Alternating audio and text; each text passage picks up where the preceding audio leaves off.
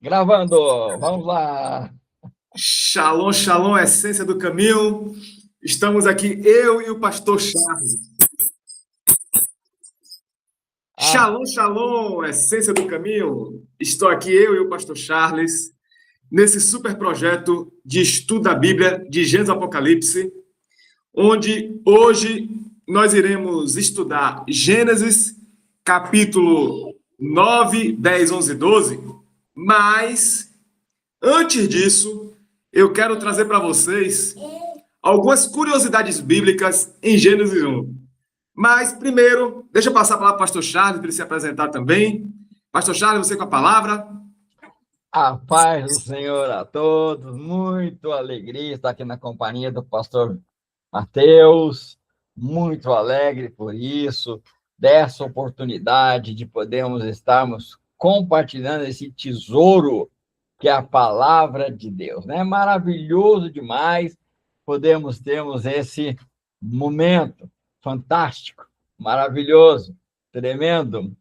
Quero agradecer muito, muito, muito, também ao pastor Mateus por esta grande oportunidade. Pastor Mateus. Pessoal, eu quero trazer um contexto de Gênesis aqui. Deixa eu explicar um detalhe para vocês. Só uma coisa, só um detalhe. Eu tenho um filho autista de 5 anos e eu estou sozinho aqui com ele em casa. Então, se eu ver qualquer som extra aí, dê um desconto e me perdoe, por favor, viu? Mas continuando, então, eu tenho que explicar para vocês como é que funciona o meu devocional. Vocês vão ver meus primeiros vídeos. Eu chego lento, devagar. Aí eu vou entrando no texto, eu vou orando, eu acordo de madrugada, aí eu vou buscando em Deus, aí eu vou estudar, aí eu vou pesquisando e vou esquentando. Eu sou aquele forno a lenha. Eu não começo, parece que não tô falando nada com nada. Depois eu começo a pegar fogo e não apago mais. Então, hoje eu quero trazer um tema incendiário. Passei a manhã toda estudando. Então, pastor Salles, prepara aí a bomba, abra Gênesis capítulo 1, que eu vou citar algumas coisas para vocês. Primeira coisa, Deus e a ciência em Gênesis. Muitos querem condenar a palavra de Deus, dizer o quê? Ah, é um livro de mitologia, é fábula, não é verdade, tem muita história, tem que ler como lenda, não é bem assim. Deixa eu explicar uma coisa para vocês. Pastor Charles, sua imagem sumiu para mim, viu? Não sei se é a minha internet ou a sua, misericórdia, espero que esteja tudo ok aí. Oi? Não, tá tudo ok, tudo perfeito. Para mim aqui tá tudo jóia. Pronto, então minha voz e meu som tá aparecendo, né? Então perfeito, para a gravação ficar boa. Então, continuando. Tá bom, tudo Então, bom. muitos cientistas ateus, eu vou dizer nem ateus, vou dizer filhos de Satanás mesmo, querem desacreditar a Bíblia. Dizer, não leia como a narrativa, não é bem assim, a ciência não comprova. Primeiro ponto, a ciência começou com os homens de Deus. Por que a ciência começou com os homens de Deus? Quem foram os povos mais antigos? Macedônios, caldeus, sumérios, astecas, maias, incas, índios, babilônicos, o povo, todos, a terra do Egito. Esses povos antigos, eles não estudavam ciência. Eles não tinham coragem de estudar ciência, porque ele entendiam que planta e animal eram deuses. E se ele mexesse nos animais e nas plantas, eles iam trazer a ira dos deuses para eles. Então, planta, animais, astro, tudo isso era tudo divino para eles. Então, eles não se metiam com ciência. Só quando Moisés escreveu Gênesis, há 4.000 anos atrás, esse livro foi escrito, e eles leram que planta é criação de Deus, animal é criação de Deus, que estrelas é criação de Deus, eles tiveram coragem de pesquisar. Então a ciência só surgiu porque o livro de Gênesis foi escrito. Para quem não sabia disso, os primeiros cientistas eram todos bíblicos, todos judeus. Os primeiros cientistas sempre vieram do cristianismo, do judaísmo. A maior ciência do mundo é a ciência judaica, a ciência de Israel. É o povo mais avançado em ciência, porque são povos que não, diferente de um povo índio, da Índia, que eles acreditam que a vaca é Deus, eles acreditam que cachorro é Deus. O povo que adora os astros, acha que os astros são deuses. Observe aí, pastor Charles, você vai ver na Bíblia, quando Deus criou as estrelas, deu menos de metade de um versículo para as estrelas. As estrelas, e ponto final. Não destacou, não deu nome, como o pessoal, porque a estrela tal, porque você nasceu no mês de janeiro, você é do signo tal, porque a astrologia tal. Tudo baboseira, tudo satânico, diabólico. Aí chega nossas crianças, vão para a escola e ouvem a história de tal evolucionismo de Darwin. Darwin, para quem não sabe, Charles Darwin, ele esteve fazendo uma pesquisa e ele viu mudança nas espécies, pequenas variações, de acordo com temperatura, frio e calor, de acordo com água, pouca água, de acordo com a terra. Então, são variações que só mostram mudança de adaptação. Mas a Bíblia fala, plantas segundo sua espécie, animais segundo sua espécie. Então, manga só produz manga, ovelha só produz ovelha. E nós não viemos do macaco. Me prova agora. Por que nós viemos do macaco? Porque Deus criou o macaco, depois, quando ele criou o homem, ele criou o homem separado do macaco. E Adão foi lá e nomeou. Os animais vieram à parte. Ele falou, deu nome. Quem deu o nome dos animais foi Adão. Mostrando que Adão era diferente do macaco. Então, essa história evolucionista é de Satanás, quer destruir as escolas, quer destruir nossas crianças, quer destruir o mundo com esse ateísmo. Então, você que é cristão, nós somos criacionista bíblico. O livro de Gênesis é um livro real. Se tirar o capítulo de Gênesis 1, distorce toda a Bíblia. O próprio Jesus citou Gênesis. Então, nossa Bíblia é uma Bíblia que ensina a verdade. Nós temos milhões de documentos comprovando a autenticidade de Gênesis. E as historinhas dos cientistas comprovadas cientificamente não têm base nenhuma. Eles têm suposições, teorias, hipóteses, a maioria sem fundamento, que eles querem preencher esse vazio com conclusões precipitadas. Então, o melhor relato histórico e científico do mundo é ainda a Bíblia. Passa a bola para o seu pastor aqui e depois eu continuo. Amém. Uma coisa muito importante de entendermos, tá? É teoria. Teoria não é fato. Teoria não existe um fato que comprove.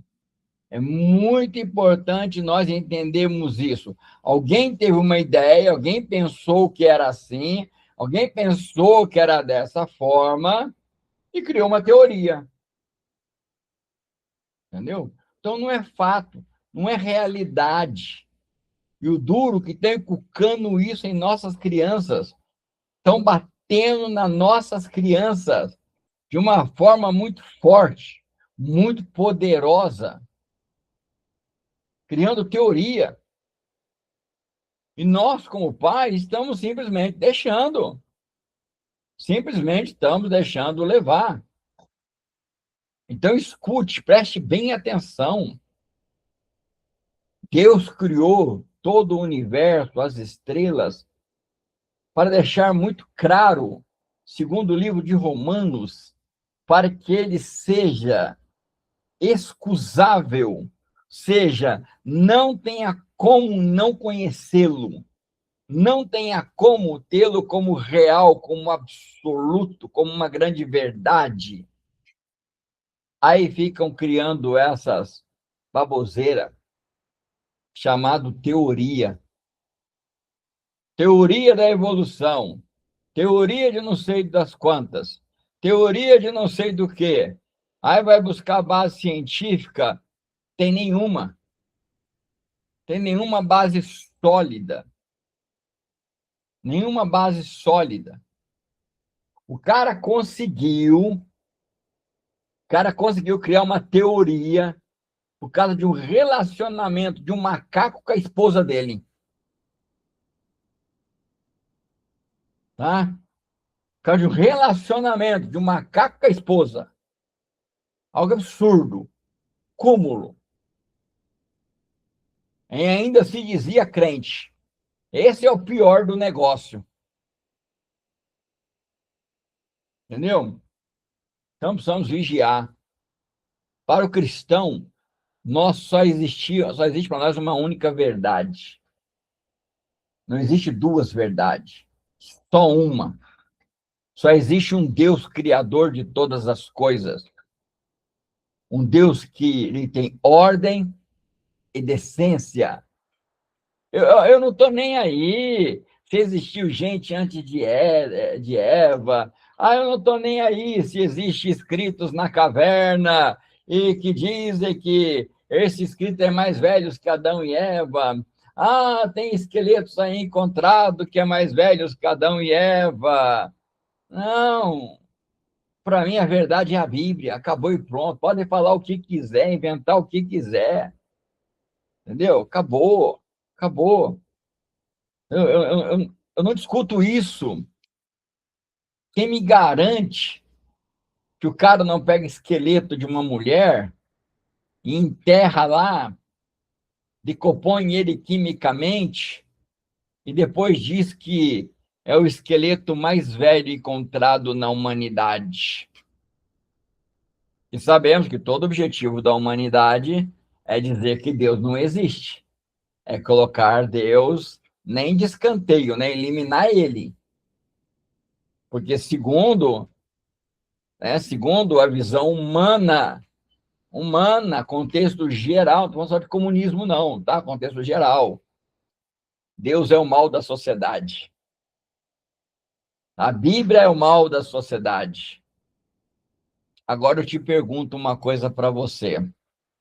Se a Bíblia não fosse a verdade absoluta, se Deus não fosse real, por que ele viveria sendo atacado? Porque a Bíblia é o livro mais destruído no mundo. Por que será, hein? Se ela é uma mentira, se ela incomoda, se ela não é realidade, para que destruir ela? Para quê? Nazismo foram o que mais queimaram Bíblia, foram os nazistas. Por quê? Por que eu vou me preocupar em destruir algo que é mentira? Para que eu vou me preocupar em atacar um Deus que é mentira? Para quê? Precisamos ser mais lógico. Precisamos parar para pensar. E eu posso te dizer uma coisa para você, viu? Posso te afirmar. O Charles, posso te afirmar. A ciência, para mim, só comprova que a Bíblia é absolutamente a verdade. E única verdade absoluta. Não tem outra. Não existe. Não tem. Não tem. A Bíblia é o único livro que ele afirma categoricamente: um homem morreu e o homem ressuscitou, chamado Jesus Cristo. Não tem como contestar isso. Existem fatos bíblicos. A ressurreição de Jesus Cristo foi a ressurreição com mais testemunhas em todo o tempo. A ressurreição de Jesus tem fatos concretos. A ressurreição de Jesus tem fatos que comprovam arqueologicamente que homens foram pagos para mentir que ele não ressuscitou. Tem provas geológicas que comprovam esta verdade. Então, a Bíblia não é um conto de fada. A Bíblia ela é realidade. É um livro do passado, para hoje e que aponta para o futuro. Ela é real. É só olhar para o clima, para o tempo, é só olhar para a vida do ser humano e você vai ver como a Bíblia está sendo provada, como ela está sendo testificada, dizendo é verdade o que está escrito, é realidade o que está escrito. Para mim e para o cristão verdadeiro, a Bíblia é a palavra de Deus absoluta. Pastor Mateus. Glória a Deus, pastor Charles. Pessoal, deixar dois pastores, teólogos, professores falar, a gente passa 2 horas aqui. Mas eu, mas eu sei que tem pessoas aqui que não têm paciência de ver um vídeo longo, então vamos acelerar um pouquinho, porque o pastor Charles e eu somos apaixonados pela palavra. Mas vamos lá. Vamos entrar agora no texto bíblico. Gênesis capítulo 9, 10, 11 e 12. Vamos lá? Então, o que acontece? Em Gênesis 9, nós vemos a genealogia de Noé. Em Gênesis 9 e 10, primeiro começa com a aliança de Deus com Noé. Em Gênesis 9, abençoou Deus a Noé e seus filhos e disse-lhe: frutificai-vos e multiplicai-vos, enchei a terra. Noé aqui já é o segundo Adão. Observe que Jesus é chamado de último Adão, porque Noé também foi um tipo de Adão. Deus pegou Noé, botou em um jardim também, abençoou, igualzinho Adão. E como Adão falhou, Noé também falhou. Deus é um Deus de aliança. Deus fez uma aliança com Adão e Deus faz agora aliança com Noé. Quando houve o dilúvio e ele chegou na terra, ele foi, vocês vão ver aqui mais para frente, que ele plantou uma vinha e ficou bêbado com essa vinha. Ele se perdeu. Nisso, um de seus filhos, viu nu, que foi Cão, e a partir daí, Noé amaldiçoou a geração de Canaã, que era o filho de Cão, e se tornaram os cananeus. Por que isso é importante entender? Eu quero que vocês vejam um vídeo meu, o contexto histórico de Gênesis, está no canal do YouTube. Lá eu explico como Gênesis foi escrito. Gravei esse vídeo hoje de manhã. Mas vou recapitular aqui rapidinho. O livro de Gênesis foi escrito o povo entrando na terra de Canaã para atravessar o Rio Jordão com Josué, Moisés morto, e juntou os escritos e fez o Pentateuco para explicar por que eles iam derrubar aquela terra. A terra de Canaã foi a terra amaldiçoada desde Noé.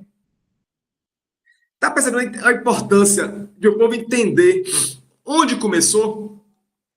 Então, Gênesis, ele explica que o povo judeu é descendente do filho de Noé, chamado Sem.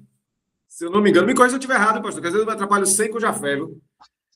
Me corrija aí, vai me acompanhando, viu? É isso mesmo, é Sem. E a descendência de Sem é a descendência da aliança escolhida por Deus. Nessa genealogia que a gente vai ver no capítulo 10, você vai ver 3 filhos de Noé: Sem, Cão e Jafé. Cão ficou na África, Sem ficou na Europa e Jafé ficou na Ásia. Então eles povoaram essas regiões. Povoaram e governaram. Portanto, qual é a intenção de eu ler Gênesis? Na minha aplicação pessoal, eu vejo um Deus de aliança com Noé. Noé é um homem. Eu sou um homem. O pastor Charles é um homem. Você que me ouve é um homem ou mulher. Deus faz aliança com pessoas que têm nome. Noé é um nome próprio. Mateus é um nome próprio. Charles é um nome próprio. Deus te chama pelo nome. Deus te chama na primeira pessoa do singular. Deus não faz aliança com a igreja XYZ. Deus faz aliança com o filho e a filha dele. Você, muitas vezes, se olha para si e se vê uma pessoa insignificante, sem valor. E muitas vezes Deus Ele quer fazer aliança com você. Deus te escolheu como escolheu Noé. Você, como patriarca de sua família, você é responsável pelo território. Noé foi responsável pelo território. Noé, ele tinha uma autoridade dada por Deus. Deus, ao fazer aliança, Deus botou o arco-íris, o arco da aliança, que não é arco-íris. Íris é uma deusa egípcia. Mas, na verdade, é o arco da aliança. Nós que chamamos arco-íris, mas está errado. O nome é arco da aliança. Deus falando que não ia mais ter chuva. Na aliança que ele fez com Noé, não ia ter mais chuva de dilúvio. Agora a terra será destruída pelo fogo na volta de Jesus. As profecias de Apocalipse. Então, olha como Deus é fiel à aliança. E ele que estabeleceu aquele sinal. Toda vez que nós vemos o arco da aliança, é a prova que Deus vai ser fiel. Mas nós, homens, quebramos a aliança com Deus. Deus não quebra a aliança conosco. Deus continua fiel e nunca mais teve dilúvio. Mesmo Noé quebrando a aliança. E se expõe em nudez para um filho dele. E o filho foi lá. Para os judeus, a nudez é algo muito desonroso. Então não poderia se expor. Nós, brasileiros, não temos isso. Ficamos nus na frente do nosso filho, nós tomamos banho juntos, nós temos uma cultura diferente. Mas para o povo judeu, a nudez representa honra. Você vê que o povo oriental é todo coberto. Eles têm uma questão de roupa muito séria. Ele não expõe sua nudez de qualquer jeito. E aí, seguindo para o 10, nós vamos ver cada povo desse sendo nações, formando nações. Então, vai explicando de onde surgiu cada nação, onde foi que era o líder de cada nação, onde foi formando cada nação, o Jebuseu, o Amorreu, o Gigazeu, o Eveu, o Arqueu, o Sineu, as nações uma por uma, explicando a origem de cada povo, tudo está aqui. O que isso quer dizer? Que Deus é o Senhor da terra e tem a origem que ele governa, Deus governa a terra. Deus entregou o governo ao homem, mas Deus não deixou o homem para governar sem uma vigilância. O nosso governo na terra tem que ser submisso ao governo dos céus, porque os céus é autoridade sobre a terra. Nós temos que aprender a submeter a terra ao céu. Observe o que acontece com a terra quando é governada por homens sem a presença do céu. Corrupção, prostituição, mortes, todo tipo de violência. Olha os políticos, como eles governam as nações, sem a presença do céu. Esse homem que quer eliminar Deus da história, que capacidade ele tem de governar a terra, com seu egoísmo, com seu orgulho, suas prepotências e arrogância? Medite nisso. É tudo falácia. E aí, finalmente, chegamos em Gênesis 11, onde temos a Torre de Babel. Na Torre de Babel, todos os povos falavam a mesma língua. Quando nós falamos a mesma linguagem, nós somos capazes de qualquer coisa. A área do pastor Charles vai entrar daqui a pouco, é a área da família. A maior crise do casamento é problema de comunicação. Porque o marido diz uma coisa, a esposa diz outra, não se entende. Onde o problema de comunicação surgiu aqui, ó? Há milhares de anos atrás. Na Torre de Babel, Deus confundiu as línguas. O que isso quer me dizer? Isso quer me dizer que o pecado, ele faz nós ter línguas diferentes do nosso irmão. Agora vamos fazer o contrário. E qual é o contrário do pecado? Santidade. Eu não conheço o pastor Charles. Está aqui em São Paulo. Mas eu e o pastor Charles falamos a mesma língua. Porque é a língua do Espírito Santo. É a língua do reino. É a língua da palavra. O pastor Charles, ele é mais velho que eu. Eu tenho 43 anos. Ele tem tempo de igreja mais do que eu. E o pastor, quando eu prego uma coisa, o pastor Carlos diz, Mateus, eu escrevi um livro sobre isso.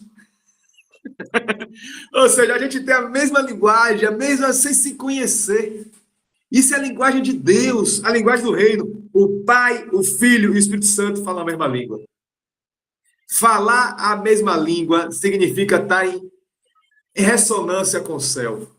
Está na bênção. Falar línguas diferentes significa caos, confusão, briga, dissensão. É a língua de Satanás. Vem matar, roubar e destruir.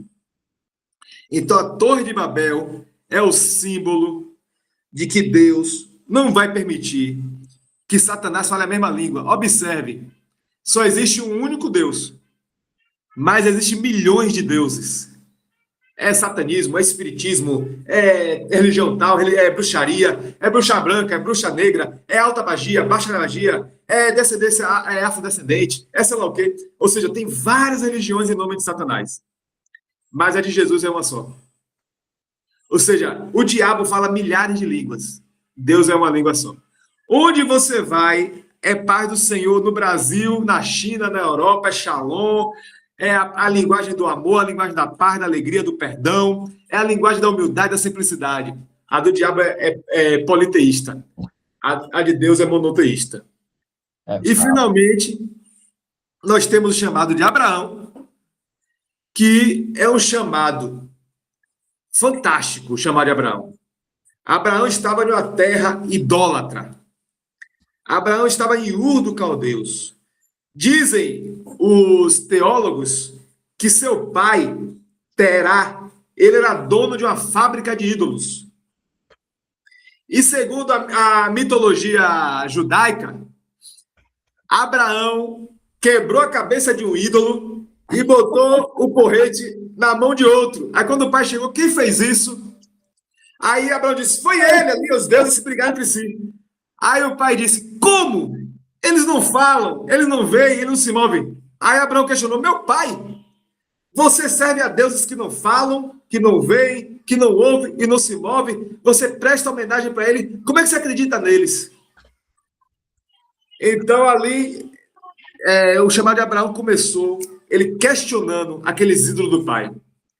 E dizem algumas pessoas que o primeiro a ser chamado foi o pai, Terá. Mas ele parou no meio do caminho, quando a gente vai ver a história, que ele morre no caminho, depois que Abraão continua. Você vai ver isso no capítulo seguinte. Então você vê que o chamado de Abraão começa depois da morte do pai. Sai da tua terra, da tua parentela. Quando o pai morreu, Deus fala com Abraão. O que é que eu entendo aqui? Um princípio. Deus respeita a autoridade. Deus respeita princípio. Terá não continuou a obra, parou no meio do caminho. E Abraão não desistiu. Então, Abraão continuou. O chamado de Abraão é muito bonito. É uma história muito profunda que revela a minha história e a sua. Primeiro, Abraão, ele traz o sobrinho dele Ló. Ló significa a venda dos olhos. O que é que eu vejo? Eu vejo que quando eu tenho amor por minha família mais do que a Deus, eu não consigo ver Deus completamente. Quando eu tiro as escamas dos meus olhos, a venda dos meus olhos, eu tiro o Ló dos meus olhos, eu estou para poder ver a magnitude de Deus. Você quer dizer o que com isso, professor Mateus? Nós temos que se afastar da nossa família? Não. Não quero dizer isso. Eu quero dizer que, se sua família te afasta de Deus, ore por ela, ame ela, honre ela. Mas Deus chama você. Se sua esposa não vai, Deus chamou você. Se seu filho não vai, Deus chamou você. Se seu pai e sua mãe não vai, Deus chamou você. Eita, caiu.